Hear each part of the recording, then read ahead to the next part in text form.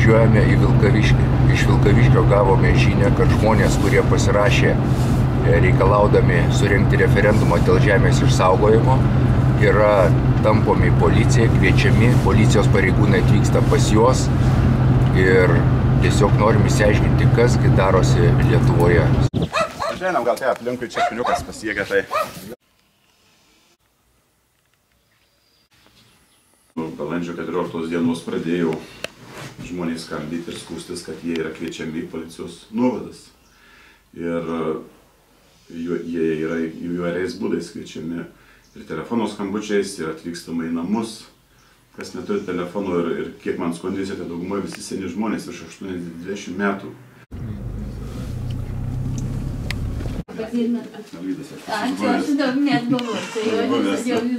Tai neužteko tik, pavyzdžiui, žodinio, kad taip, čia mano parašas jums to. Ne. Jūs prievartą kažką darėte.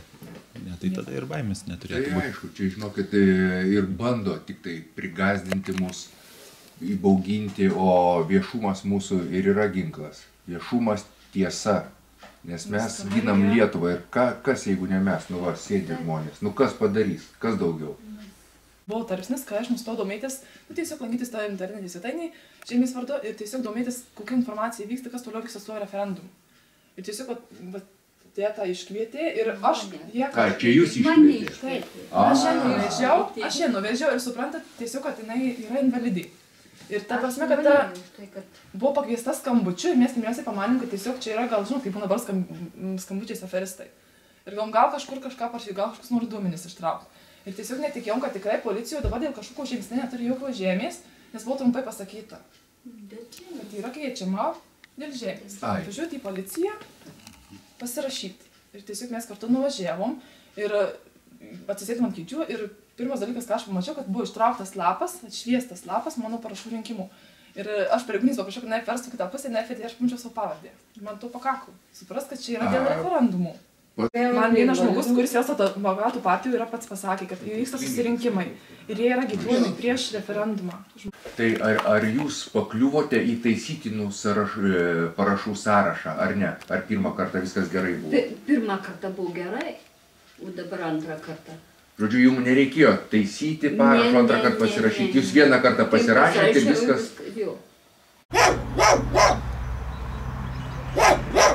Pasirašyti turėjau, kad tikrai nieks mane nevertė pasirašyti dėl žemės. Tai žodiško paaiškinimo jiems neužteko, jiems reikėjo dar, kad jūs prisirašytumėt? Jau pasirašiau. Kelis lapus turėjot pasirašyti savo parašą? Vien dorį, tris. Magdalena. Na, Magdalena, o pavardė? Meškaitė. Reikia išdrįst mums būt ir kalbėti tai, ką norim kalbėti, ne? Kad matom tiesą. Smagumas, aš žinau, kad yra, kad iš to žemukės eina pragyventi. Kad kas yra užsienį, ta prasme, ten yra vergoviai. Ir mes norim, ta prasme, va tas yra man, kai tu paragauji, kad tu pats susidirbi to žemėlį, tai yra visai kas kita, negu tu kažkam vergauji. Bet kai tu paragauji, tu pajauti laisvės skonį. Ta tikrai laisvės skonį.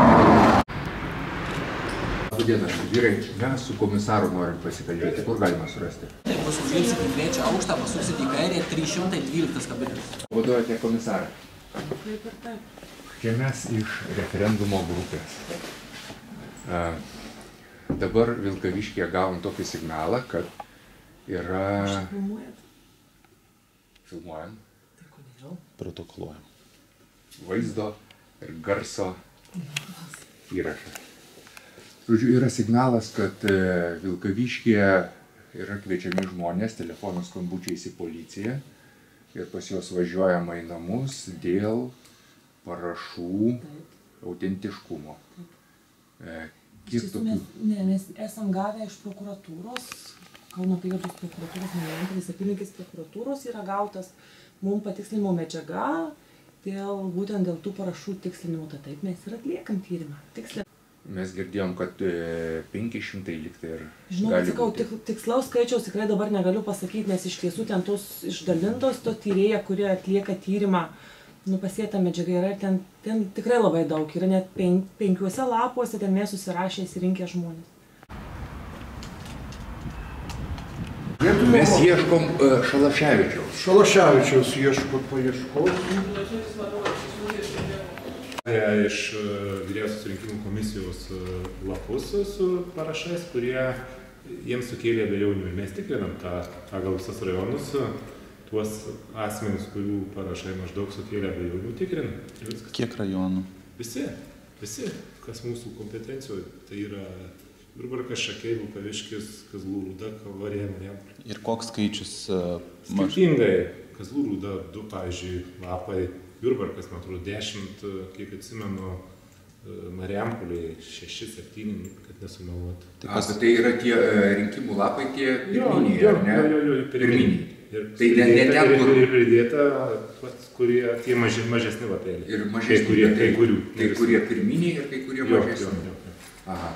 Ir jums pateikti lapo originalai, kopijos originalai pateikti. Du sprendimai priimti berods šiai dienai Kazlų Rūda ir Šakiai, nesuklysiu, kad atsisakymai, viskas tvarkoja. Būtent nerado jokių pažeidimų. Marijampolėje pradėtas ikiteisminis tyrimas pagal tuos dėl galimai suklastotų parašų, nes asmuo sakė, nepasirašė tam lape, jis yra įrašytas. Ir kiek žinau, Jurbarkas šiuo metu pradės ikiteisminį tyrimą taip pat. O dabar, prokurorė, žiūrėkit, jeigu žmogus žodžiu pasako, žmogus pasakė, kad aš pasirašiau, taip? Ir vis tiek iš jo imami parašai, tokios močiutės senos, jos verčiamos pasirašyti kelis kartus. Jūs manęs klausat tų dalykų, kurių turėtų klausti tų pareigūnų, kurie... Tai jie taip daro, tai ar čia toks yra nurodymas, ar tokia metodika? Jokių nurodymų, kaip tai padaryti, neduota konkrečiai, yra pateikti lapai ir nurodyta patikrinti, ar iš tikrųjų ten tie žmonės pasirašė. Tai elementariai vienų paklausė, atvažiavę į namus, ar jūs čia rašytės, ir to užtenka pareigūnų, jeigu žmogus patvirtina, kad taip aš rašiausi. Didžiausia problema yra ta, kad pagal referendumo įstatymą ir būtent turi pasirašyti pats žmogus savo visus duomenis. Tai čia didžiausia problema, nes akivaizdžiai matosi, kad jeigu dėl parašo mes nežinom, bet iš eilės tuo pačiu braižu skirtingi asmenys surašė. Tai čia didžiausia problema yra. Šitie parašai buvo išbrokuoti visi, jie buvo neužtaityti ir dabar vėl tos parašus jums duoda...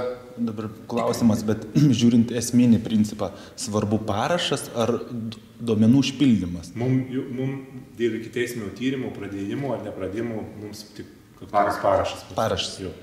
Aha. Jeigu parašas žmogaus autentiškas, tai patvirtina viskas gerai. Jokių, taip mes tų klausimų mes atsakymą duosim, kad parašai neklastoti, o dėl tų įrašų, tegu sprendžias VRK, jeigu jinai jau nenusprendus, aš nežinau. Tai jau nusprendus? Man tų duomenų nepateikė. Labai įdomus dalykas, tai gal VRK yra pateikusi tos lapus, kur buvo vyras ir žmona, tarkim, viens už kitą duomenys užpildo? Ar taip, bet pagal įstatymą yra pats žmogus, ar vyras, ar žmona, jie turi skirtingai patys užsipildyti. Bet parašai skirtingi? Parašai skirtingi. Mes netiriam.